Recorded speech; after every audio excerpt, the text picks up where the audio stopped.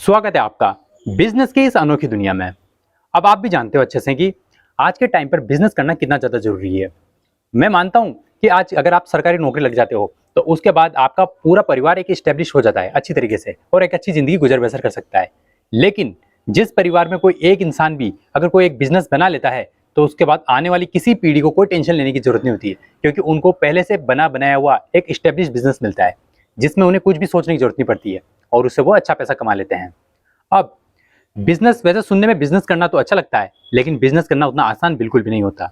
यानी कि इसे अच्छे बिजनेस को बनाने के लिए पापड़ बेलने पड़ते हैं, जैसा कि गवर्नमेंट जॉब्स में करना पड़ता है। अब आपको पता है गवर्नमेंट जॉब्स आपको लगने के लिए पहले या तो आपको अच्छे से पढ़ाई करनी होती है, अच्छे से तैयारी करनी होती है, उसके बाद आप गवर्नमेंट जॉब लग सकते हो। लेकिन उसकी सबसे बड़ी प्रॉब्लम यही है कि अब वो सिर्फ एक पीढ़ी तक ही रहती है। यानी कि अगर आप गवर्नमेंट जॉब लग गए तो आपके आने वाले जो बच्चे हैं वो जरूरी नहीं है कि वो भी उसी गवर्नमेंट जॉब में वो लग जाए, क्योंकि अब वैसे भी सरकार तो धीरे धीरे गवर्नमेंट जॉब्स को खत्म करती जा रही है, चाहे वो किसी भी फील्ड में हो। अब आप देखिएगा आने वाले अगले 10 साल में सिर्फ पुलिस, आर्मी, अब आर्मी को भी छोड़ दीजिए, आर्मी भी अग्निवीर आ चुका है, रेलवे हो चुका है, ज्यादातर आप पुलिस और यूपीएससी टाइप की जो बड़े बड़े आईएएस टाइप के पद हैं, ऐसी कुछ बड़ी बड़ी जॉब्स बचेगी। या फिर वो जिन्हें सरकार जिनके माध्यम से कंट्रोल करती है, जैसे पुलिस। और अगर आने वाले टाइम में पुलिस में भी अगर अग्निवीर जैसी कोई योजना आ जाए तो इसमें भी कोई आश्चर्य नहीं होगा। तो इस तरीके से अब जॉब्स तो ना के बराबर हो चुकी है। अब बात आती है प्राइवेट जॉब्स की। तो प्राइवेट जॉब्स की सबसे बड़ी समस्या यह है कि प्राइवेट जॉब्स में सैलरी बहुत कम है। या तो आपके पास अच्छा टैलेंट हो, कि अगर आपके पास अच्छा टैलेंट है और आप कोई बड़ी कंपनी में किसी अच्छी जगह काम करते हो तो आपकी सैलरी अच्छी हो सकती है। पर ज्यादातर मामलों में यह देखा जाता है कि जॉब्स में पैसा कम ही मिलता है और इसकी भी गारंटी नहीं होती कि आप उस कंपनी में लंबे टाइम तक काम कर पाओगे, क्योंकि जैसे जैसे समय बदल रहा है और टेक्नोलॉजी आगे बढ़ रही है तो कंपनियां भी धीरे धीरे अपने जॉब्स कम करती जा रही है, यानी कि लोगों को बाहर निकाल रही है, क्योंकि अब उनकी जगह पर टेक्नोलॉजी ने ले ली है। अब आज के टाइम पे आपने एआई का नाम तो सुना ही होगा, आर्टिफिशियल इंटेलिजेंस, जिसके माध्यम से 10 लोगों का काम अब अकेला एक सॉफ्टवेयर कर सकता है। अब बताइए यानी कि कितनी जॉब्स जाने वाली है आने वाले टाइम पर। ठीक है, खैर इसके बारे में हम अलग से कोई वीडियो में बात करेंगे एआई के बारे में, कि एआई का इस्तेमाल किस तरह से हम कर सकते हैं जॉब्स के लिए। पर कोई बात नहीं, फिलहाल तो हम बात करने वाले बिजनेस टिप्स के बारे में। अब जो ऑडियंस हमारा वीडियो देख रही है तो वो 3 तरह की ऑडियंस हो सकती है। या तो आप पहले से कोई बिजनेसमैन हो, या आप कोई बिजनेस कर रहे होंगे, या फिर आप कोई बिजनेस में स्ट्रगल कर रहे होंगे, कोई बिजनेस की कोशिश कर रहे होंगे कि बिजनेस किसी तरीके से जम जाए, या फिर आप आने वाले टाइम पे बिजनेस करने की सोच रहे हो कि मैं आने वाले टाइम पे बिजनेस करूंगा। या तो आप कोई स्टूडेंट हो या फिर अभी पढ़ाई कर रहे हो कॉलेज वॉलेज में। तो इस तरह के 3 कैटेगरी हैं, आप इन तीनों में से कोई एक हो सकते हो। तो आज के वीडियो में जो मैं बात करूंगा वो तीनों के लिए होगी, और वो है बिजनेस टिप्स। अब बिजनेस टिप्स का मतलब ये नहीं है कि मैं आपको कोई ऐसे सीक्रेट बता दूंगा जिसके बाद आपका बिजनेस दौड़ पड़ेगा, बिल्कुल नहीं, ऐसा कुछ भी नहीं होने वाला। लेकिन इन बिजनेस टिप्स का बहुत ज्यादा महत्व भी होगा। वो ऐसे होगा क्योंकि दुनिया में कितनी भी छोटी चीज हो वो कभी ना कभी हमारे काम जरूर आती है। और अगर आप बिजनेस करने की सोच रहे हो या फिर करते हो तो आपको अपना माइंडसेट भी बिजनेस वाला बनाना पड़ेगा। अगर आपका माइंडसेट ही बिजनेस वाला नहीं है ना तो आप बिजनेस कर ही नहीं सकते। ये आप यकीन से मान लीजिए, चाहे दुनिया की बड़ी से बड़ी कंपनी है ना वो भी गलतियां करती है। मैं आपको अपना उदाहरण दे सकता हूँ। आप एयरटेल कंपनी के बारे में तो जानते होंगे। मैं उसका सिम यूज करता था पहले, हालांकि आज भी है पर अब कम कर दिया मैंने, कि मतलब 3-4 सिम थी और हमारे हर घर में हर एक सिम एयरटेल की हुआ करती थी। अब धीरे धीरे हमने दूसरी कंपनी में भी पोर्ट कर लिया, जैसे वीआई में या फिर जियो में, और एक बीएसएनएल सिम भी है। पर उस कंपनी की मैंने जो सबसे बड़ी प्रॉब्लम देखी, तो उस प्रॉब्लम को देखने के बाद मैं जब मेरे दिमाग में आया कि जब इतनी बड़ी कंपनी भी ये गड़बड़ कर सकती है तो यार छोटे बिजनेसमैन की तो क्या बात है, छोटे बिजनेसमैन भी तो कर सकते हैं। यानी कि बड़ी बड़ी कंपनियां भी गलतियां करती है, बस उन्हें खुद को पता नहीं होता कि हम गलतियां क्या कर रहे हैं। तो इस तरीके से छोटी छोटी चीजें ये आपका बिजनेस को बनाती है और बिगाड़ती है। और आज के इस वीडियो में मैं उन्हीं बिजनेस टिप्स के बारे में बात करूंगा, और ये वीडियो आप पूरा देखिएगा और उन बिजनेस टिप्स को समझिएगा। हालांकि होगी वो छोटी छोटी पर बड़ी काम की होगी। तो आइए वीडियो शुरू करते हैं। तो अब सबसे पहले हम बात कर लेते हैं गोल के बारे में। Set clear goal. आप कोई भी बिजनेस करते हो, किसी भी टाइप का बिजनेस करते हो, आपको अपना गोल क्लियर होना चाहिए। अगर आपका गोल क्लियर नहीं है तो इस बात के बहुत ज्यादा चांस है कि आपका बिजनेस आने वाले टाइम पर ग्रो नहीं कर पाएगा। अगर आप किसी तरीके से ग्रो भी कर गए तो कोई इतना बड़ा आप उसे एक्सपेंड नहीं कर पाओगे बिना गोल के। अब गोल कितना इंपॉर्टेंट होता है ये मैं आपको बताता हूं। देखिए, सबसे बड़ा और मेन गोल तो एक ही होता है बिजनेस में, और सबको पता है, वो है पैसा। भाई बिजनेस किस लिए किया जाता है? पैसे के लिए। ठीक है, पैसा तो एक गोल है ही सही, पर क्या यही गोल काफी है?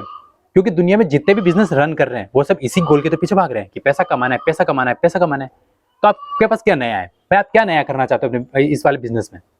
तो यहाँ पर आपको कुछ अलग टाइप के गोल बनाने चाहिए। भाई जब अगर आपने एक बार बिजनेस बना लिया, बड़ा बिजनेस बना लिया, तो पैसा तो ऑटोमेटिक आएगा। पर बिजनेस बना ही क्यों रहे हैं, पर पैसे के लिए तो बना रहे हैं। आने वाले टाइम पे अगर आपको कोई कंपनी सामान बेचती है तो वो सामान बिकेगा ही सही, वो पैसा आपकी कंपनी में आएगा ही सही। तो इस तरीके से आपको गोल अलग बनाना है, लेकिन पैसे के अलावा। जैसे उदाहरण के तौर पे, जब मैं छोटा था, मैं हमेशा बिजनेस के बारे में सोचता हूँ। हर कंपनी में कोई कुछ भी फैसले लेते हैं तो मैं सोचता हूँ कि कंपनी किस तरीके से काम करेगी और कैसे नहीं, भाई ये फैसला इनका सही है गलत, मैं इस तरह से हमेशा सोचा करता था। तो उस समय मेरी एक सोच थी एयरटेल कंपनी को लेकर। अगर मैं एयरटेल कंपनी में होता, अगर एयरटेल कंपनी मेरी खुद की होती, उस समय जिस हिसाब से एयरटेल कंपनी बड़ी थी, अगर ये डायरेक्ट इतना बड़ा बिजनेस मुझे मिलता, तो मेरा क्या गोल होना चाहिए था? मेरा गोल था गूगल कंपनी की तरह बनने का। एयरटेल कंपनी के साथ मेरा ये था कि ये कंपनी बिल्कुल गूगल की तरह से एक्सपेंड करना चाहिए, ये मेरा प्लान था। हालांकि वो तो उनके जो ओरिजिनल जो मालिक है वो खुद जाने कि वो क्या सोचते थे, पर मेरा मानना है कि वो सिर्फ पैसे के लिए काम कर रहे थे उस समय भी। आपको अच्छे से पता है कि किस तरीके से वो रिचार्ज महंगे कर रखे थे उन्होंने। पर गूगल कंपनी का ये काम नहीं है, गूगल हर चीज़ फ्री रखता है, आपको पता होगा। चाहे उसकी कौन सी भी सर्विस यूज कर लो आप, वो सब कुछ फ्री होती है आम पब्लिक के लिए। हाँ, गूगल पैसे लेती है, वो एडवर्टाइज से पैसा कमाती है। प्ले स्टोर पे अगर जिस तरह से हम ऐप्स डालते हैं वहाँ पैसे लेती है। जो उनका खुद का एपीआई टूल्स होते हैं उनको बेचने को पैसे लेती है। तो इस तरह की चीज़ों को उससे वो पैसा कमाती है, लेकिन वो आम पब्लिक से कभी पैसा नहीं कमाती है। याद रखना, जो भी गूगल इस्तेमाल करता है आम पब्लिक से वो पैसा नहीं लेती है, ये आपको अच्छे से पता होगा। और फिर भी वो दुनिया की सबसे बड़ी कंपनी है बिना पैसे लिए। देखिए, ये होता है एक अच्छा गोल। जब आप इस तरह का बिजनेस मॉडल तैयार कर लेते हो तो आपको ऑटोमेटिक वो बिजनेस ग्रो करने लग जाता है। तो मैं एयरटेल कंपनी को भी लेके यही सोचा करता था कि किस तरीके से ये अपने आप को ऐसा सेटअप कर सकती है कि ये सबसे बड़ी कंपनी बन जाए। और उन्होंने वो गलती, क्योंकि उनके पास वो गोला विजन ही क्लियर नहीं था पैसा कमाने का, बस वो पैसे के पीछे लगे रहे। भाई पैसा ही कमाना है तो पैसा कमाने के तो फिर कमाते रहिए। फिर आया जियो, तो उसने आपको पता ही दिया क्योंकि अच्छा की वाट लगा के रख दी। तो इस तरीके से आपको अपना गोल क्लियर करना चाहिए। अब मैं अपने खुद के बिजनेस के बारे में आपको बता देता हूँ गोल क्या होते हैं। मेरा जो मैं 2 बिजनेस करना चाहता हूँ, जिनमें से मैंने अभी एक बिजनेस पे काम कर रहा हूँ और एक बिजनेस और है, उसे हम अभी इतनी जल्दी शुरू नहीं करेंगे क्योंकि उसके लिए मुझे थोड़ा सा पैसे की जरूरत पड़ेगी, अच्छा खासा पैसे की। तो जब तक हम इतना पैसा फंड इकट्ठा नहीं कर लेते तब तक उस बिजनेस को शुरू नहीं कर सकते, क्योंकि उसके लिए हमें अच्छा पैसे की जरूरत होगी। पर दूसरा बिजनेस है जिसके लिए हम ऑनलाइन करेंगे, जिसके लिए मुझे इतना पैसा नहीं चाहिए। तो उसमें मेरा खुद का एक क्लियर गोल है, हालांकि उस गोल के बारे में अभी आपको रिवील नहीं कर पाऊंगा, वो एक पर्सनल गोल है मेरा। तो क्योंकि जब वो बिजनेस बन जाएगा तो उसके बाद मैं अपनी खुद की समस्या को दूर करूंगा उस गोल के माध्यम से। जैसे ही मेरा बिजनेस बनेगा, पैसा कमाना एक मेरा मकसद नहीं है, पैसा तो आएगा, वो तो कोई प्रॉब्लम नहीं है। उसके अलावा मेरी खुद की एक प्रॉब्लम दूर हो जाएगी। जैसे वो बिजनेस बनेगा, मेरी खुद की एक पर्सनल प्रॉब्लम दूर हो जाएगी। ये है, अब मेरा खुद का गोल है कि मैं अभी रिवील नहीं करूंगा, पर है। तो सबसे पहली चीज ये है कि गोल बना लीजिए, किसी भी टाइप का गोल हो, अच्छा गोल हो। समझ लीजिए कि मुझे भारत की सबसे बड़ी कंपनी बनानी है, पैसा कमाना नहीं है, भारत की सबसे बड़ी कंपनी बनानी है मुझे। ये हो गया आपका बड़ा गोल। अगर ज्यादा बड़ा नहीं तो मुझे अपनी एक जिले की सबसे बड़ी कंपनी बनानी है, मुझे अपने स्टेट की सबसे बड़ी कंपनी बनानी है, ये भी एक गोल ही है, सबसे बड़ी कंपनी बनाना। और मकसद उसी पे लगाना है कि मुझे ज्यादा से ज्यादा कस्टमर चाहिए। अब मैं अपने कस्टमर तक कैसे पहुंचूंगा? अब ऐसा तो नहीं होगा ना कि मैं अपने प्रोडक्ट को महंगा करता जाऊंगा तो जाहिर सी बात है लोग कैसे जुड़ेंगे। आपको हर एक चीज को ध्यान में रखना होगा। तो सबसे पहले महत्वपूर्ण चीज गोल, अपना गोल क्लियर कीजिए। अब हमारा सेकंड पॉइंट है वो है फाइनेंस। अब फाइनेंस शब्द आते ही अच्छे अच्छे लोगों की घिघी बन जाती है, क्योंकि लोग इसे समझने नहीं चाहते हैं। यहाँ तक कि मैं खुद छोटा था तब मैं खुद इस चीज से दूर भागता था कि भाई फाइनेंस तो मुझे समझना ही नहीं है, पैसे से रिलेटेड मुझे कुछ जाननी ही नहीं है, और इसकी प्रॉब्लम मुझे खुद को भी आगे जाके हुई, और आगे जाके क्या हुआ, मुझे सीखना ही पड़ा। अब आप भी अगर फाइनेंस से दूर भागते हो तो मान के चलिए कि आप किसी भी तरीके से बिजनेस नहीं कर पाओगे। अब मैं यहाँ फाइनेंस का मतलब ये नहीं कह रहा कि आप दूसरों के भरोसे बैठ जाओ, बिल्कुल नहीं भाई। मानता हूँ बिजनेस में हमेशा अपना फाइनेंस हम खुद नहीं देख सकते, हमें किसी को काम पे लगाना पड़ता है। पर फिर भी आपको इतनी समझ होनी चाहिए फाइनेंस की कि अगर जब भी आप खोल के देखो अपने बिजनेस की फाइलों को, तो आपको पता होना चाहिए कि मेरा बिजनेस भाई फायदे में है या फिर नुकसान में है, क्योंकि आपको खुद को भी थोड़ा बहुत फाइनेंस की समझ होनी चाहिए। हाँ, आप जो अपना मुनीम रखोगे या जो भी आपका फाइनेंस संभालेगा वो तो ठीक है सही, उसके अलावा आपको भी टाइम टू टाइम अपने फाइनेंस पर नजर बना के रखनी है, चाहे वो आप महीने में एक बार क्यों ना करें, पर करें। जिसकी फाइनेंस पर पकड़ होगी उसका बिजनेस कभी फेल हो ही नहीं सकता। क्योंकि अब आपको लोगों को लगता होगा कि फाइनेंस जैसे देखा जाए तो लोगों से कि हाँ काम पे लगा दिया, अगर आप कभी भी ध्यान नहीं दोगे अपने मुनीम पे या जो भी आपका फाइनेंस संभाल रहा है, अगर आप उस पर ध्यान नहीं दोगे तो जाहिर सी बात है वो कब आपके फाइनेंस में गड़बड़ आ जाएगी, आपको पता भी नहीं चलेगा। कौन सा पैसा कहाँ जा रहा है, पैसा कहाँ से आ रहा है, आपको पता ही नहीं चलेगा। और आपको इसके बारे में पूरी ट्रैक रखना है। भले फाइनेंस कोई भी संभाले, कोई भी, पर आपको फिर भी अपनी नजर बना के रखनी है। इसलिए सेकंड पॉइंट सबसे महत्वपूर्ण है बिजनेस में, और बिजनेस में पैसा ही सब कुछ है। अगर आपने एक बार पैसा अच्छे से मैनेज करना सीख लिया तो मान के चलिए बिजनेस में आपको कभी कोई परेशानी आएगी ही नहीं। इसलिए ये सेकंड पॉइंट सबसे ज्यादा महत्वपूर्ण है। अब हमारा तीसरा पॉइंट है बिल्ड ए स्ट्रॉन्ग नेटवर्क, यानी कि अपना नेटवर्क बनाइए। अब आपको लग रहा होगा कि ये नेटवर्क मार्केटिंग की तो मैं बात नहीं कर रहा हूँ, आपको पता है ना वो चेन वाली जो एक पिरामिड स्कीम होती है, मैं यहाँ उसकी बात नहीं कर रहा हूँ। मैं यहाँ बात कर रहा हूँ नेटवर्क की, यानी कि आपका पहुंच लोगों तक कितनी है, किस हिसाब से है। क्योंकि आपका जितना बड़ा नेटवर्क होगा, आपका बिजनेस उतनी ही अच्छे से रन कर पाएगा। अब आपको मैं एक एग्जांपल देता हूँ नेटवर्क के बारे में। कई यूट्यूबर्स के बारे में आप जानते होंगे, जो आप देखते होंगे वीडियोस, वो किसी तरीके से अपना प्रोडक्ट आपको बेचने की कोशिश करते हैं किसी न किसी रूप में। वो उनका नेटवर्क है, उनका नेटवर्क उनका सब्सक्राइबर बेस है, यानी उनके जितने सब्सक्राइबर उनके वीडियोस देखते हैं उसके माध्यम से ही वो अपना बिजनेस चलाते हैं। जैसे आपने देखा होगा कई यूट्यूबर है जो कपड़े बेचते हैं, ऑनलाइन अपना प्रचार करते हैं, खुद पहन के बैठ जाते हैं और बताते हैं कि हाँ ये टी शर्ट मेरी इस वेबसाइट से आके खरीदिए, मेरा ये प्रोडक्ट है खरीदिए, मेरा परफ्यूम खरीदिए, मेरा ये ब्यूटी प्रोडक्ट खरीदिए। कुछ ना कुछ वो बेचने की कोशिश करते हैं, और वो किसके माध्यम से कर रहे हैं, अपने नेटवर्क के माध्यम से।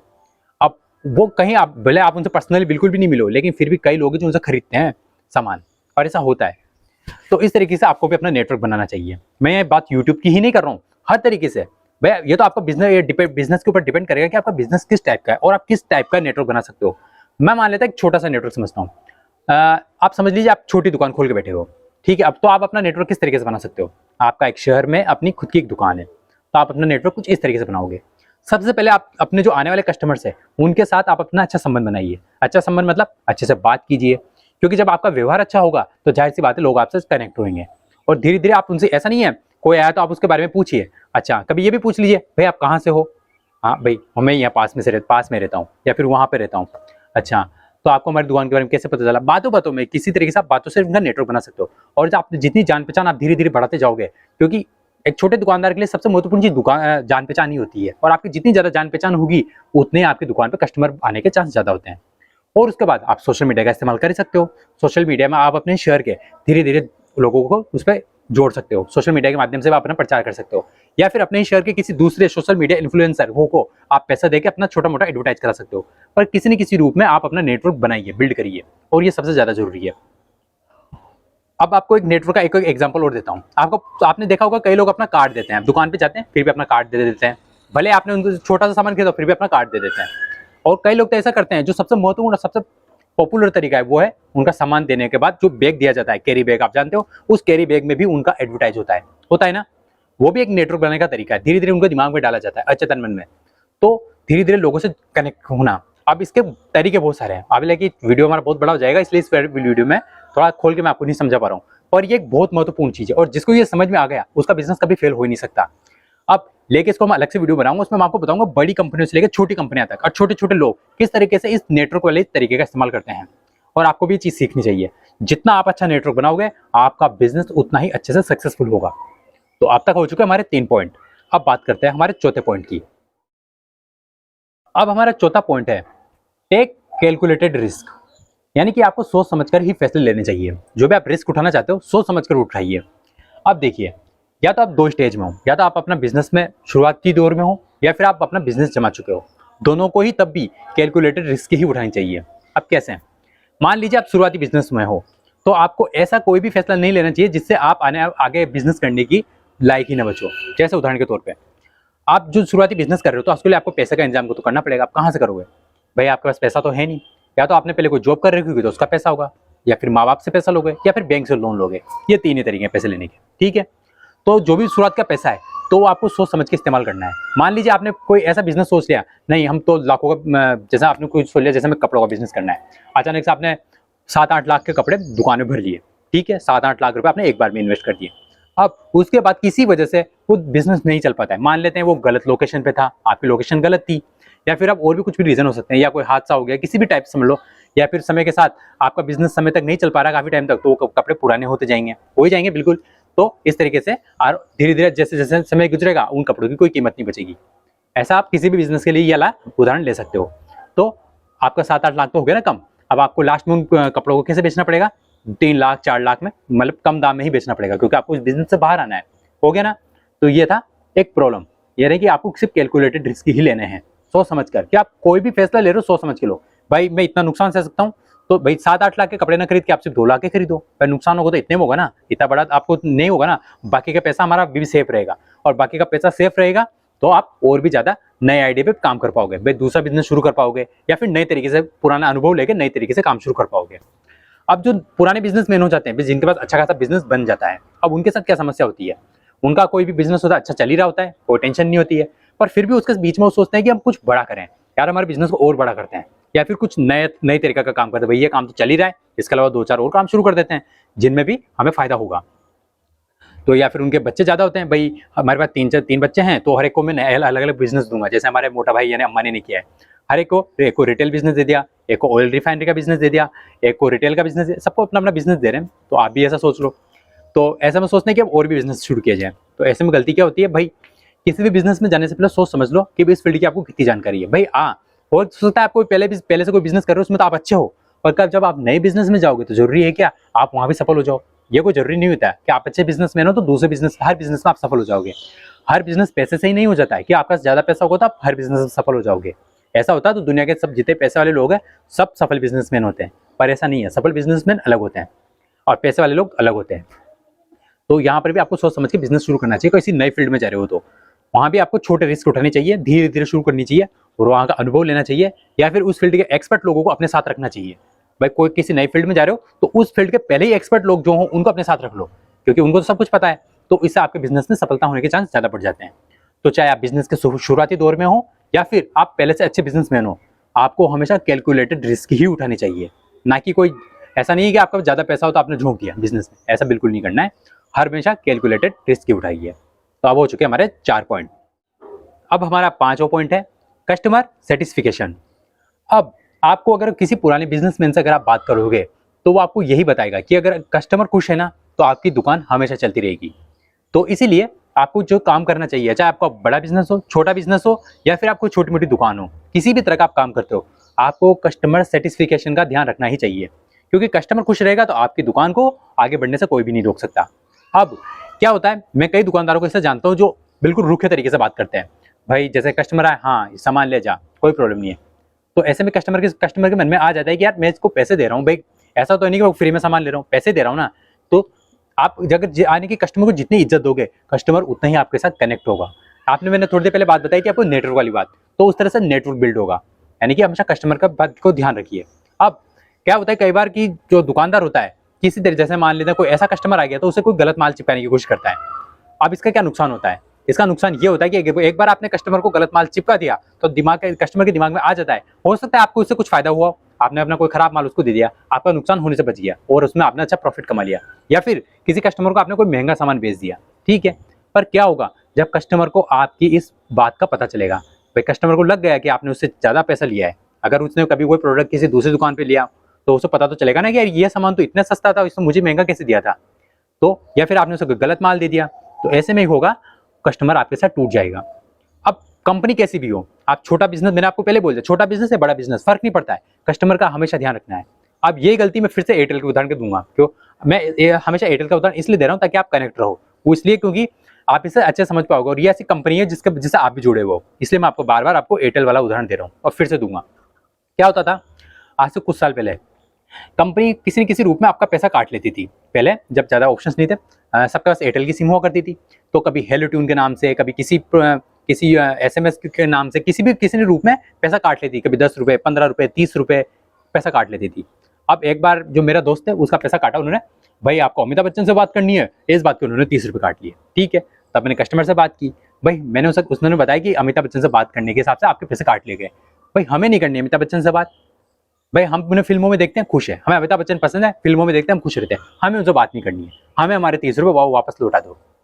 पता है मैंने उनसे कम से कम 10 मिनट तक बात करी पर वो नहीं माने, और फिर लास्ट में मैंने उन्हें एक ही धमकी दी, भाई ठीक है आपको अमिताभ बच्चन से बात करानी है ना, आप करा लो, हमें भी आपकी सिम यूज नहीं करनी है, छोड़ो हम दूसरी कंपनी में शिफ्ट हो जाएंगे।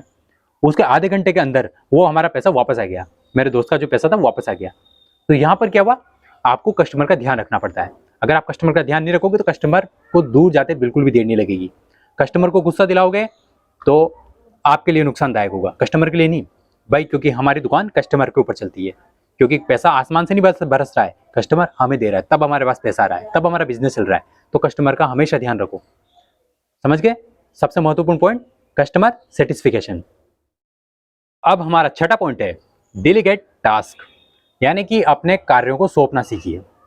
अगर आप कोई बिजनेस कर रहे हो तो आपको खुद से काम नहीं करना चाहिए, आपको काम करवाना आना चाहिए। अगर आपको ये चीज़ नहीं आती है तो मान लीजिए कि आप कभी भी बिजनेस नहीं कर सकते। ये बात आप ध्यान रख लिए, अगर बिजनेस की शुरुआती स्टेज में हो ना तो इस बात को ध्यान रख लेना, अगर आप किसी से काम नहीं करवा सकते तो आप बिजनेस भी नहीं कर सकते। क्यों? क्योंकि बिजनेस की सबसे महत्वपूर्ण चीज ही यही है कि आपको किसी से काम करवाना है। मान लेते हैं अगर आप किसी दुकान में हो, आपकी कोई दुकान है, अब दुकान में आप बैठे हो, कस्टमर आ रहा है, उसको आप ही सामान दिखा रहे हो, आप ही पेमेंट रिसीव कर रहे हो, आप ही ध्यान रख रहे हो कि माल आ रहा है, जा रहा है, कितना कम पड़ रहा है, हर चीज का ध्यान आप रख रहे हो भाई। दुकान की सफाई भी आप ही कर रहे हो, हर काम ही आप ही कर रहे हो, तो फिर आप बिजनेसमैन कैसे हुए? आप तो सेल्फ एम्प्लॉयड हुए, आपकी खुद की एक दुकान है, बस अकेले से आप चला रहे हो, आप बिजनेसमैन नहीं हो। इसको बिजनेसमैन नहीं कहा जाता है। बिजनेसमैन वो होता है जो बैठे बैठे सारे काम दूसरों से करवाता है। अब दुनिया में, अब दुनिया क्या, आप इंडिया का उदाहरण ले लीजिए। हमारे इंडिया में कई सारी कंपनियां हैं, कई ऐसी कंपनियां जिनकी फ्रेंचाइज पूरे भारत में फैली हुई है, ठीक है। तो जो उनके मेन मालिक है, क्या वो हर एक दुकान में आके देख रहे हैं कि यहाँ पर कैसे काम हो रहा है? नहीं आ रहे ना, फिर भी उनके काम अच्छे से चल रहे हैं। वो तो अपने घर पे आराम से बैठे हुए, ऑफिसों में बैठे हुए हैं, उन्हें कोई परेशानी नहीं है, फिर भी उनके काम आराम से हो रहा है। उन्हें पता है कहीं पर भी कोई गड़बड़ नहीं हो रही है, और फिर भी पूरा पैसा समेट के पूरे भारत का पैसा सभी फ्रेंचाइजों से, दुकानों से उन तक पहुंच रहा है। मान लेते हैं कोई भी एक दुकान, जैसे कोई भी शोरूम हुआ, जैसे मान लेते हैं बाटा का शोरूम, जूते का, आपको पता है जूता बिकता है, पूरे भारत में बिकता है, तो उसका मालिक बेचता है क्या? नहीं बेचता है ना। तो वो पूरा भारत का जितना भी पैसा इकट्ठा होता है कैसे पहुंचता है उन तक? फिर भी पहुंचता है ना, एक सिस्टमेटिक तरीके से। तो इसको बोला जाता है एक सिस्टमेटिक चेन बनाना, वो भी मालिक तक पैसा पहुंचाना। हुआ ना तरीका? यहाँ पर मालिक काम नहीं कर रहा है, फिर भी काम हो रहा है। मालिक पैसा, सामान नहीं बेच रहा है, फिर भी सामान बिक रहा है। तो आपको भी ये चीज आनी चाहिए। अब आपका कोई भी, अब शुरुआत में फिर से दुकान से करता हूँ, दुकान से लीजिए। आपको सबसे पहले दुकान में अपने लोगों को लगाना है, उनको आना चाहिए सामान बेचना। यहाँ तक कि ऐसा नहीं कि हर बात पर मालिक से पूछे कि मालिक ये कितने रुपए का है, उन्हें नहीं पूछना है, उन्हें पता होना चाहिए कि हमें कितने में बेचना है। मालिक कुछ से नहीं पूछना है। मालिक तो चुपचाप, अगर दुकान में बैठा भी है तो चुपचाप बैठा रहेगा बस। वो देख रहा है, बोलेगा नहीं। कस्टमर भाव कम कम भी कर रहा है ना, कम ज्यादा जो भी हो रहा है, तो वो खुद, जो बेचने वाला आपका जो एम्प्लॉई है वो करेगा। आप भाई हाँ नहीं इससे ज्यादा ये नहीं होगा, इससे ज्यादा हम नहीं दे सकते सस्ता, ये बात भी वो खुद करेगा। और फाइनल भी वही करेगा कि भाई ये सामान कितने में बेचना है। अगर कम भी कर रहा है तो वो खुद कर रहा है। उसके बाद सामान पे करना सब उनकी जिम्मेदारी, और फिर बिलिंग की बात आएगी। या तो आप खुद बिलिंग खुद काट सकते हो कि भाई हाँ बिल कितना हो, बस आपका तो काम है पैसे काटना। अगर वो आप वो भी नहीं करना चाहते और वो भी किसी और से करवाना चाहते हो तो वो भी आपकी मर्जी, पर काम दूसरों से करवाना सीखिए। अगर आप ऐसा नहीं करोगे तो आप कभी भी बड़े बिजनेसमैन नहीं कर पाओगे। जब आपके अंदर ये गुण आ गया तो मान लेना कि आप बिजनेसमैन बन सकते हो। ये गुण आप में होना चाहिए। और एक और बात बता दूं, ये गुण मुझ में नहीं था, बिल्कुल भी नहीं था। मैं दूसरों से काम नहीं करा सकता। कोई छोटा सा काम भी होता है ना, मैं खुद जाके करता हूँ। हर एक चीज मेरी आदत है, बाहर जगह जो भी काम करना है मुझे करना है। मैं किसी को नहीं बोलता, चाहे मुझे पानी भी पीना, मैं उठ के खुद जाता हूँ। मैं कभी किसी को नहीं बोलता। मैंने आपने यहाँ तक कि मुझसे जो छोटे हैं मैं उनको भी नहीं बोलता कि कुछ काम कराने के लिए। और ये मेरी प्रॉब्लम थी, इसकी वजह से मैं खुद मानता था कि यार मैं बिजनेसमैन बन ही नहीं सकता। पर धीरे धीरे धीरे ये आदत मैं अपने अंदर विकसित कर रहा हूँ कि हाँ, कि दूसरों से काम कराना आना चाहिए, तभी तो बिजनेसमैन बन पाओगे। और आज मैं आपको ये चीज सिखा रहा हूँ, वो इसलिए बोल पा रहा हूँ क्योंकि मैं खुद इस चीज पर काम कर रहा हूँ। ये खुद मेरी कमजोरी है, तो इसलिए बोल रहा हूँ इस कमजोरी को अपने अंदर दूर करिए, क्योंकि ये कमजोरी दूर नहीं हुई ना तो आप बिजनेसमैन नहीं बन पाओगे। ध्यान रखिए। हमारा 7वां पॉइंट है सीक फीडबैक, यानी कि आपको फीडबैक लेना आना चाहिए। अगर आपको फीडबैक लेना नहीं आता तो आपको कैसे पता चलेगा कि आपको आगे जाके क्या करना है, आपकी कंपनी में क्या प्रॉब्लम है, ये आपको कैसे पता चलेगा? ये आपको पता चलेगा फीडबैक के माध्यम से। अब दुनिया की कोई भी बड़ी कंपनी हुई या फिर छोटा दुकानदार हुआ, वो इस चीज का इस्तेमाल करता है और वो जानना चाहता है कि लोगों का उसके प्रोडक्ट के प्रति क्या राय है या उनके दुकान के प्रति क्या राय है। अब जो छोटे दुकानदार है वो इस चीज पे हालांकि ज्यादा ध्यान नहीं देते हैं, बस उनको खुद को पता होता है कि हाँ मार्केट में हमारी चीज की कितनी वैल्यू है, लोग हमारे प्रोडक्ट को कितना मानते हैं। जैसे कोई कचौरी की दुकान हुई, आपको पता है कोई खाने पीने की दुकान की कितनी भीड़ होती है। अब उसे पता है मेरे आगे तो रोजाना इतनी भीड़ लगती है और उसके जस्ट साइड में कोई दुकान है उस पर भीड़ नहीं लगती है, तो उसे पता है कि मेरे प्रोडक्ट की वैल्यू क्या है। उसे फीडबैक की बिल्कुल जरूरत नहीं है, उसका फीडबैक वो भीड़ है, उसे चल रहा है पता मेरा सामान बिक रहा है, मतलब फीडबैक अच्छा है और इसी तरीके जैसे मैं बना रहा हूँ उसी तरह से बनाना है, उसे कुछ भी अलग नहीं करना है। ये उसका फीडबैक है। पर बड़ी कंपनियों के लिए समस्या ये होती है कि वो बड़े लेवल पे काम करती है, उनका प्रोडक्ट या तो पूरे भारत पूरे वर्ल्ड तक फीड होता है, तो ऐसे में उन्हें बड़े फीडबैक की जरूरत होती है। तो ऐसे में ऑनलाइन सिस्टम का वो इस्तेमाल करते हैं। अब वो उन्हें कहीं से भी मिले, चाहे वो उनके सोशल मीडिया के माध्यम से मिले, लोगों ने कमेंट में लिखे या किसी भी रूप में उन्हें मिले, वो फीडबैक लेना चाहते हैं कि उनके प्रोडक्ट के बारे में लोग क्या सोचते हैं। अब मैं आपको बताता हूँ अपना उदाहरण, फीडबैक से क्या चेंजेस आते हैं। तो जो एयरटेल कंपनी है, फिर से एयरटेल का उदाहरण दे रहा हूँ। आप सोच रहे हो मैं एयरटेल के पीछे पड़ गया हूँ, पर एयरटेल के पीछे नहीं पड़ा, क्योंकि ये मेरे लिए ज्यादा अच्छा होता है किसी एक चीज पे ही बात करना, इसलिए मैं फिर से एयरटेल पे बात कर रहा हूँ। कुछ समय पहले की बात है कि जब जहाँ जिस क्षेत्र में मैं रहता था वहाँ पे सिग्नल प्रॉब्लम आने लगी थी एयरटेल के साथ। हालांकि एयरटेल के साथ पहले ये समस्या बिल्कुल नहीं आती थी, चाहे आप गाँव में चल जाओ कहीं भी चल जाओ, उसके जो सिग्नल बिल्कुल अच्छे होते थे, चाहे गाँव तक भी चल जाओ सिग्नल अच्छे आते थे। और कंपनी भी खुद इसी तरह से प्रचार करती थी। पर हम जब शिफ्ट हुए कहीं एक नई जगह पे, वो आने में बड़ी सिटी में, मैं अपनी पहले छोटी सिटी में रहा करता था, उसके बाद एक बड़ी सिटी में शिफ्ट हुआ और वहाँ मुझे आने लगी सिग्नल प्रॉब्लम। मैंने कहा यार जब जिस कंपनी के टावर गाँव तक पहुँचते वो शहर में प्रॉब्लम आ रही है उस कंपनी के साथ मेरे को।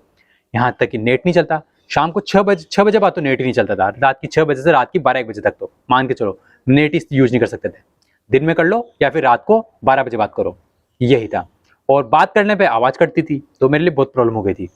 उसके बाद मुझे दूसरी कंपनी में शिफ्ट होना पड़ा। पर उस समय मैं चाहता था कि ये फीडबैक मैंने कंपनी को दूं, पर कैसे दूं? फीडबैक देने का एक ही तरीका, वो है उनके कस्टमर। आपको पता है इनके कस्टमर, और जो कस्टमर के नंबर होते थे जिनसे मैं पहले बात किया करते थे, तो उन पे फोन लगा लगा के मैं पागल हो गया ढूंढ ढूंढ के। 5 दबाइए, फिर 9 दबाइए, फिर 7 दबाइए, फिर 1 दबाइए, मतलब आधे घंटे तक भी लगा रहने के बाद भी कस्टमर के कॉल नहीं लगता था।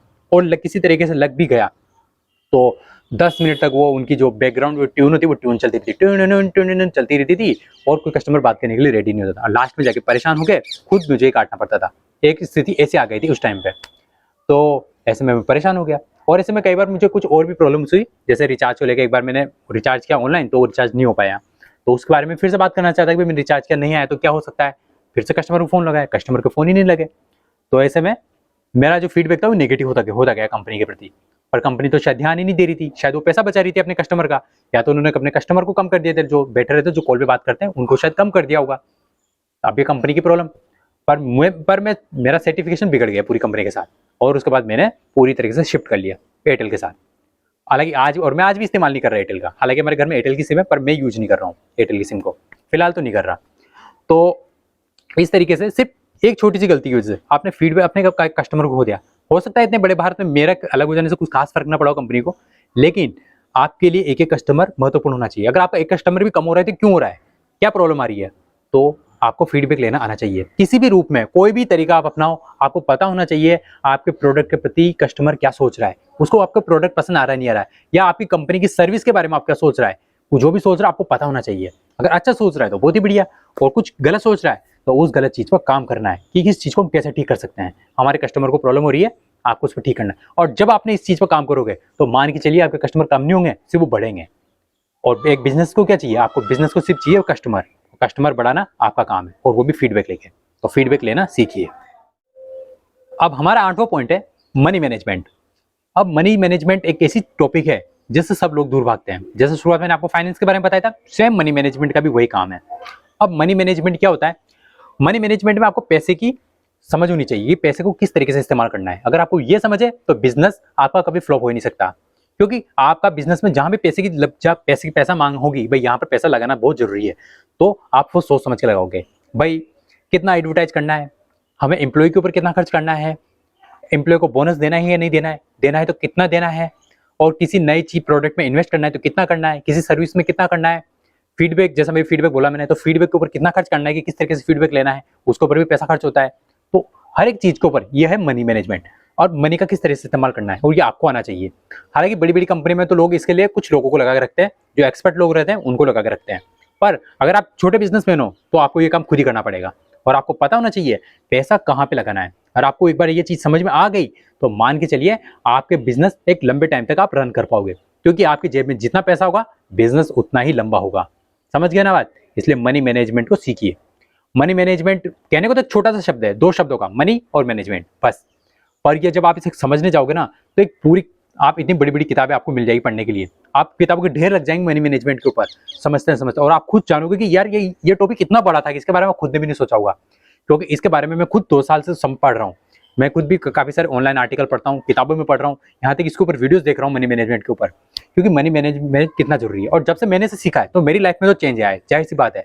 पहले मेरा क्या होता था, मैं स्टॉक मार्केट में काम करता था, तो स्टॉक मार्केट में मैं आज भी करता हूँ, इन्वेस्टिंग करता हूँ, तो मैं पूरा पैसा स्टॉक मार्केट में यूज कर लेता था, जितना भी मेरे पास पैसा पूरा इस्तेमाल कर लेता था। पर यह चीज मुझे समझ में आई कि पैसा पूरा यूज नहीं करना है, आपके पास इतना पैसा होना चाहिए कि जब मार्केट नीचे आए तो आपको वहां नीचे भी इन्वेस्ट कर सको, इतना पैसा आपके पास होना चाहिए। ये चीज मुझे जब समझ में आई तो उसके बाद मैं पैसा बचाना सीखा।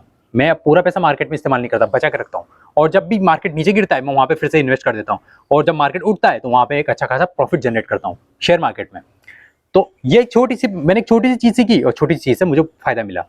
हालांकि होने में तो छोटी चीज है, पर कई बार क्या होता है छोटी छोटी चीजों को हम इग्नोर कर देते हैं, और ये चीज़ हमें कहीं से भी सीखने को मिले, हमें सीख लेनी चाहिए। तो मनी मैनेजमेंट आपको आना चाहिए, और जब आपको आ गया तो मान के चलना आपके बिजनेस उतना ही लंबा चलने वाला है, और बिजनेस जितना लंबा चलेगा आपका प्रॉफिट उतना ही बड़ा होगा। नवा पॉइंट है एजुकेट योरसेल्फ, यानी कि खुद को शिक्षित करते रहिए। अब आपको लग रहा होगा शिक्षा वो है जो अपने स्कूल में सीखी, बिल्कुल भी नहीं भाई, वो तो आपकी प्राइमरी से एजुकेशन थी जो आपने सीखी है, पर उसके बाद आपको बिजनेस की एजुकेशन भी लेना जरूरी है। आप एक पुराने बिजनेसमैन हो, सफल बिजनेसमैन हो, आपको लगता है कि मेरा बिजनेस अच्छे से चल रहा है, लेकिन किसी दिन ऐसा चेंज आएगा कि आप समझ भी नहीं पाओगे। आप खुद देखिए, बड़ी बड़ी कंपनियां ऐसी है जो समय के साथ खत्म हो गई, बड़ी बड़ी कंपनियां थी पर खत्म हो गई। उदाहरण के तौर पे नोकिया, ठीक है, नोकिया कितनी बड़ी कंपनी थी, पूरी वर्ल्ड पे उसका राज था, सबके पास नोकिया का फोन होता था, लेकिन आज कहाँ है नोकिया? क्योंकि समय के साथ उन्होंने कुछ सीखा ही नहीं, समय के साथ जो बदलाव आ रहे थे उन्होंने समझा नहीं, तो यहाँ पर नोकिया फेल हो गया। समय था एंड्रॉइड का, तो उन्हें एंड्रॉइड में शिफ्ट होना चाहिए था, पर वो नहीं हुए, वो विंडोज में शिफ्ट हो गए, उन्होंने कुछ अलग करने के लिए। तो यहाँ हालांकि नोकिया को लेकर मैं एक अलग से केस स्टडी बनाऊंगा, उसमें आपको ये चीज अच्छे से समझाऊंगा, पर फिलहाल आप समझ लीजिए नोकिया ने क्या गलती करी है। समय के साथ अपने आप को नहीं बदला, शिक्षित नहीं किया, तो आपको ये गलती नहीं करनी है। आपको समय के साथ शिक्षित होते रहना है। आपको देखना है आप जिस भी फील्ड में काम कर रहे हो, चाहे आपका बिजनेस किसी भी फील्ड का हो, किसी भी कैटेगरी का हो, आपको देखना है कि इस फील्ड में क्या क्या चेंज आ रहे हैं, क्या क्या नई नई चीजें आ रही है।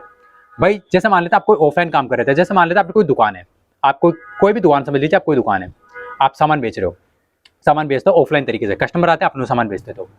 अब आज का जमाना है ऑनलाइन का जमाना। अब आपको भी पता है कि ज्यादातर लोग ऑनलाइन शॉपिंग करना ही ज्यादा पसंद करते हैं। अब ऐसे में लोगों को अपग्रेड होने की जरूरत थी, यानी कि जो ऑफलाइन बिजनेसमैन थे उन्हें अपग्रेड होना चाहिए था, पर वो अपग्रेड नहीं हुए, और जो लोग अपग्रेड नहीं हुए तो उनकी दुकानों से कस्टमर कम होते गए, और जिन्होंने किसी तरीके से अपने आप को बना के रखा मार्केट में, तो वो आज भी मार्केट में स्टेब्लिश हैं और आगे भी रहेंगे, क्योंकि उन्हें पता है कि मार्केट में किस तरह से बिजनेस करना है। अब मेरे खुद का उदाहरण आपको देता हूँ कि जब मैं एक बार मैंने भी खुद ने भी ऑफलाइन दुकान डाली थी, तो उस ऑफलाइन दुकान में मुझे अच्छा खासा नुकसान हो रहा था, और उसी के साथ मैं ऑनलाइन बिजनेस भी कर रहा था, यानी कि अमेजॉन फ्लिपकार्ट में मैं ऑनलाइन सामान बेचा करता था, जिसमें मैं अच्छा प्रॉफिट कमा रहा था। अब दोनों का मैं कंपैरिजन करूँ तो एक बिजनेस में मुझे लॉस हुआ और एक बिजनेस में मुझे फायदा हो रहा था। तो ऐसे में मुझे खुद पता चल गया कि समय की मांग क्या है, यानी कि समय की मांग है कि आपको ऑनलाइन बिजनेस में शिफ्ट करना है, और वो मैनेज करके बिल्कुल सही किया था। अब इस तरीके से लोगों को भी बात समझनी पड़ेगी। हालांकि मैं मानता हूँ कि कठिन चीज है, थोड़ा समझने में टाइम लग सकता है, पर आपको ये समय की मांग है यार, आपको सीखना पड़ेगा। चाहे आप ऑनलाइन बिजनेस सीखिए, या खुद का ई-कॉमर्स वेबसाइट शुरू करिए, या फिर आप कोई और भी नया तरीका खोजिए, कोई भी तरीका, पर आपको करना पड़ेगा। इसलिए एजुकेट योरसेल्फ, समय के साथ सीखते रहिए, जो भी बदलाव आ रहे हैं उन्हें समझिए और उसके हिसाब से अपने आप में बदलाव लाइए। 10वां पॉइंट है एडवर्टाइजिंग, यानी कि आपको एडवर्टाइजिंग करना आना चाहिए। हालांकि ये बात सबको पता है, लेकिन फिर भी ज्यादातर बिजनेसमैन इस चीज को इग्नोर कर देते हैं। अब आपको पता है कि बड़ी बड़ी कंपनियां टीवी पे एड चलाती है, तो वो फालतू में एड नहीं चलाती है, उनके पीछे बहुत बड़ा मकसद होता है। यहाँ तक कि कई बार कुछ एड तो इतने इलॉजिकल होते हैं जिसका हमें लगता है कि इस एड का कंपनी को कोई फायदा नहीं मिलने वाला, लेकिन फिर भी कंपनी इस तरह का एड करती है, क्योंकि उन्हें पता है उसके पीछे की रिसर्च, उनको पता है कि उनको क्या फायदा मिलने वाला है। इसलिए अगर आप कोई छोटे बिजनेसमैन भी हो और ऑफलाइन बिजनेस भी करते हो, तो भी किसी न किसी रूप में अपने आप को एडवर्टाइज करते रहिए, अपने बिजनेस को। हो सकता है आपकी सर्विस कितनी भी अच्छी हो, आपके प्रोडक्ट कितने भी अच्छे हो, फिर भी लोगों को कब पता चलेगा? जब वो एक बार आपकी दुकान तक आएंगे, उसके बाद ही उन्हें पता चल पाएगा कि हाँ, ये दुकान या फिर ये जो भी बिजनेस का सिस्टम है या फिर उनकी जो आपकी सर्विस है ये बहुत अच्छी है, और अगली बार फिर से आपके पास ही आना है। फॉर एग्जाम्पल, अगर आपका होटल का बिजनेस है, आप खाना रेस्टोरेंट बिजनेस है, अब लोगों को कब पता चलेगा कि आपका खाना बहुत अच्छा है? वो तब पता चलेगा जब वो एक बार आपकी दुकान में आएंगे, और एक बार आएंगे और आपका खाना खाएंगे, तब उन्हें पता चलेगा हाँ, इस दुकान का खाना बहुत अच्छा है। तब अगली बार वो 2 बार आ सकते हैं, या फिर अपने किसी जान पहचान वाले को बोल सकते हैं, तब वो भी हुआ है। तो इस तरीके से एडवर्टाइजिंग करना बहुत ज्यादा जरूरी है। अब बड़े बिजनेसमैन के लिए हर एक के लिए अलग अलग टाइप के एडवर्टाइज होते हैं, जिनमें आप चाहे तो ऑफलाइन एडवर्टाइजिंग का यूज कर सकते हो या ऑनलाइन एडवर्टाइजिंग का यूज कर सकते हो। निर्भर करता है कि आप कौन सी जगह पर रह रहे हो और आपके यहाँ की ऑडियंस किस तरीके की है। आपको पता है आप किसी बड़े शहर में रह रहे हो, तो आप ऑनलाइन एडवर्टाइजिंग का इस्तेमाल कर सकते हो, जिसमें सोशल मीडिया हुआ, और चाहे तो ऑनलाइन बहुत सारे प्लेटफॉर्म है, जिसके बारे में अलग से आपको एक वीडियो बना के मैं बता दूंगा, और ऑफलाइन तरीके भी मैं आपको बता दूंगा, जिनके माध्यम से आप बहुत ही ज्यादा सस्ते में अपना एडवर्टाइज बहुत अच्छे से कर सकते हो। तो इस तरह के कुछ तरीके हैं जिनका आप इस्तेमाल कर सकते हो। इसलिए एडवर्टाइजिंग को बिल्कुल भी इग्नोर मत करिए। अगर आपको बिजनेस चलाना है तो बिजनेस में आप कितने भी अच्छे हो, पर एडवर्टाइजिंग बहुत ज्यादा जरूरी है, तभी आपका बिजनेस चल पाएगा। तो यह वह 10 पॉइंट है जिनके माध्यम से आप एक अच्छे बिजनेसमैन बन सकते हो। अगर आप कोई पुराने बिजनेसमैन हो तो आपको इनमें से काफी सारे पॉइंट तो पहले से पता होंगे, क्योंकि आपको पहले से अनुभव है। पर जो नए बिजनेसमैन है तो उनको ये 10 पॉइंट सीखने की बहुत ज्यादा जरूरत है। और वैसे भी आने वाले टाइम पे हम इन 10 पॉइंट पर अलग से वीडियो जरूर बनाएंगे, जिनमें हर एक पॉइंट को हम अलग से पूरी तरह से एक्सप्लेन करेंगे और समझाएंगे, क्योंकि आज का वीडियो बहुत बड़ा हो जाता है, इसलिए हमने इसमें ज्यादा शॉर्ट में ही बात करी है। और इसके अलावा आने वाले टाइम पे मैं आपको साथ काफी सारे बिजनेस आइडिया भी मतलब आपके साथ शेयर करने वाला हूँ और ऐसे ऐसे बिजनेस आइडिया बताऊंगा जिनका आपने अभी तक सोचा भी नहीं होगा कि इस टाइप का बिजनेस भी किया जा सकता है, और वो भी बहुत सस्ते में, यानी कि कम पैसों में एक अच्छा बिजनेस बनाया जा सकता है, बस आपको आना चाहिए। अब रही बात मेरी, तो मैंने अभी तक कई टाइप के बिजनेस कर चुका हूँ, जिनमें मैंने ऑफलाइन बिजनेस भी किए हैं तो ऑनलाइन बिजनेस भी किए हैं, और उनमें से काफी सारे बिजनेस मेरे ऐसे रहे जो असफल हुए, जिनमें मुझे सफलता नहीं मिली, और कुछ में मेरे को सफलता भी मिली है। पर अभी तक हमने ऐसा कोई बिजनेस नहीं बनाया जिसे हम इंडिया लेवल पे बना सकें, यानी कि बहुत बड़े लेवल पे, जिसमें हम पूरे इंडिया को एक साथ टारगेट करें। अभी तक हमने ऐसा बिजनेस नहीं बनाया है, और बहुत जल्द हम आने वाले टाइम में ऐसा बिजनेस भी बनाएंगे, जिनमें कई टाइप की कैटेगरी के बिजनेस हैं, हमारे पास आइडियाज हैं। उनमें से हम सबसे बेस्ट आइडिया ढूंढ रहे हैं जिसको हम पूरे इंडिया के लिए लागू कर सकें, जो बहुत सस्ता हो, बिल्कुल चीप हो, और कम से कम हमारा पैसा लगे, उसके बाद वो पूरे इंडिया में छा जाए, ऐसा बिजनेस। तो बहुत जल्द हम आपके साथ वो आइडिया भी शेयर करेंगे, तो आप हमारे साथ बने रहिए और हमें ऐसे सपोर्ट करते रहिए, और आपके लिए मैं एक से बढ़कर एक वीडियो लाता रहूंगा। और आपके मन में कोई विचार हो तो कमेंट कर दीजिए, उस कमेंट के ऊपर जो भी अगर मुझे आता होगा और मुझे समझ में आ गया तो मैं उसके ऊपर एक अलग से वीडियो बना दूंगा आपको समझाने के लिए, और हो सके तो कमेंट में आपको जवाब दे दूंगा। तो वीडियो पसंद आए तो वीडियो को जरूर लाइक करो, और आज अगर आप चैनल पर पहली बार आए हो तो चैनल को सब्सक्राइब करो। तो आज के लिए इतना ही, अगली बार फिर मिलेंगे हम किसी ऐसे ही बेहतरीन वीडियोस के साथ। तब तक के लिए गुड बाय।